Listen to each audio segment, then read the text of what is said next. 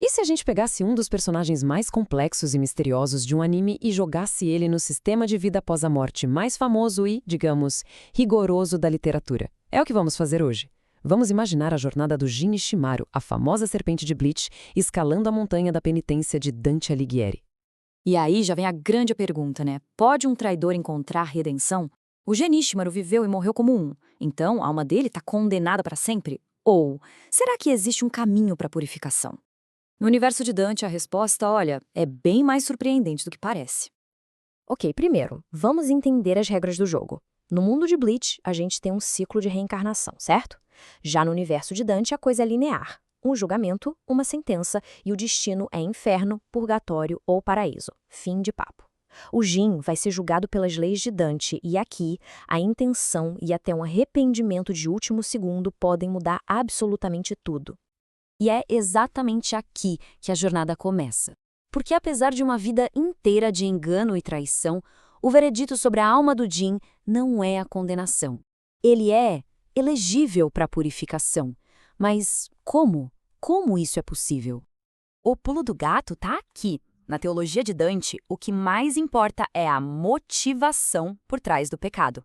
Se a motivação do Jin fosse ódio puro, o destino dele seria o inferno sem escalas. Só que a motivação dele era amor. Um amor todo torto, desordenado, mas ainda assim, amor pela Hangiko. E é esse amor que funciona como uma semente de virtude, a brecha que qualifica ele para o purgatório. E essa frase, esse momento, é o ponto de virada. Isso não é uma frase de derrota.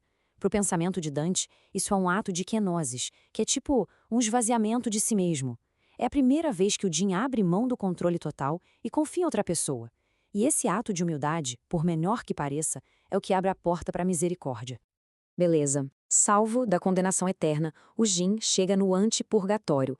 É um lugar para quem se arrependeu no último segundo de vida.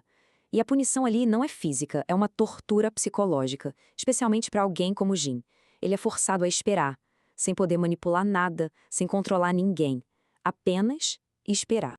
E toda santa noite ele assiste a um drama bem poderoso. As almas se juntam e 2 anjos descem para proteger todo mundo de uma serpente que aparece. As almas cantam, morrendo de medo, até os anjos espantarem a criatura. Para a maioria ali, é uma lição sobre tentação. Mas pro Jin, isso é muito, mas muito mais pessoal. A ironia aqui é simplesmente perfeita, né? O Jin se definiu a vida inteira como uma cobra. Ele usou essa persona como uma arma. E agora ele é forçado a se ver do lado das ovelhas assustadas, e não do predador. Esse ritual, noite após noite, começa a desconstruir a identidade que ele levou uma vida inteira para montar. Depois dessa sala de espera, o Jin finalmente chega no portão do purgatório. Lá, um anjo escreve 7 P's na testa dele. P de peccatum, ou seja, pecado em latim. Cada P é um pecado capital que vai ter que ser apagado conforme ele sobe cada andar, cada terraço da montanha. O primeiro terraço é o da soberba. E a soberba do Jin sempre foi intelectual. Ele se achava o único inteligente o suficiente para derrotar o Aizen. A punição, o contrapasso, é genial. Ele tem que carregar uma pedra pesadíssima que o força a andar curvado, olhando para o chão, para o pó de onde ele veio. É literalmente o peso do seu segredo se tornando físico. Agora chegamos no próximo terraço, o da inveja. E olha, esse aqui vai ser o teste mais crítico de todos para essa persona de serpente que o Jin construiu. Foi ele mesmo quem disse, né? Ele se via assim. E a inveja é o pecado da serpente lá do Jardim do Éden, aquela que não suportou a felicidade dos outros. O Jin, no fundo, invejava a inocência que o Aizen roubou. A punição aqui é chocante. As almas dos invejosos têm as pálpebras costuradas com arame de ferro. Agora, pensa no Jin. Os olhos dele, sempre semicerrados, sempre analisando, eram sua maior arma. E agora? Pálpebras costuradas é a neutralização completa. O predador visual foi cegado. Exato. Como uma cobra caça se está cega? A resposta é simples: não caça. Pela primeira vez na vida, ou na pós-vida, o Jin é forçado a depender dos outros para conseguir se mover. O cara que nunca confiou em ninguém agora precisa andar pela fé e não mais pelo que ele vê. Depois desse teste pesadíssimo, o Jin passa pelos próximos terraços um pouco mais rápido. Na ira, ele tem que andar no meio de uma fumaça escura que representa a cegueira da vingança. E na preguiça, ele precisa correr sem parar para curar aquele foco que ele só tinha na Rankiko e não no bem maior. E então, a gente chega na provação final da montanha. O último terraço antes de alcançar o paraíso. O terraço da luxúria. Mas, calma, é super importante entender o que é luxúria para Dante. Não é só desejo físico, não. É idolatria. É quando o amor por uma pessoa se torna tão grande que essa pessoa vira o seu Deus, o centro de tudo. O amor do Jin pela Hanjiku, por mais nobre que fosse, virou isso. Ele estava disposto a queimar o mundo por ela.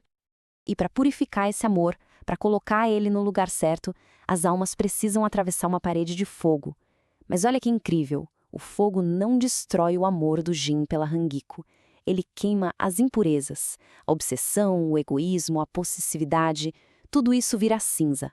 O fogo refina o amor, transformando ele em caridade pura. Ao sair do outro lado do fogo, o último P é finalmente apagado da testa dele. O Jin, agora purificado, entra no paraíso terrestre, que é tipo o Jardim do Éden, lá no topo da montanha. E aqui acontece o ato final de cura. Ele bebe água de 2 rios. Primeiro, o rio Letes, que apaga a memória do pecado, do mal que ele fez. E logo depois, ele bebe do rio Eunoé, que restaura a memória de todas as boas ações que ele já fez, só que agora limpas, purificadas. No final dessa jornada toda, o Jin está completamente transformado. Aquele sorriso enigmático, os olhos semicerrados, a persona da serpente, acabou. Tudo isso se foi. O que resta é a alma purificada, o verdadeiro eu dele, finalmente livre e pronto para subir. E isso tudo deixa a gente com uma última reflexão. A jornada do Jin parece sugerir que no universo de Dante, o amor, mesmo quando é a fonte do nosso maior pecado, também pode ser, no fim das contas, a chave para nossa salvação. É uma ideia poderosa para se pensar, não é?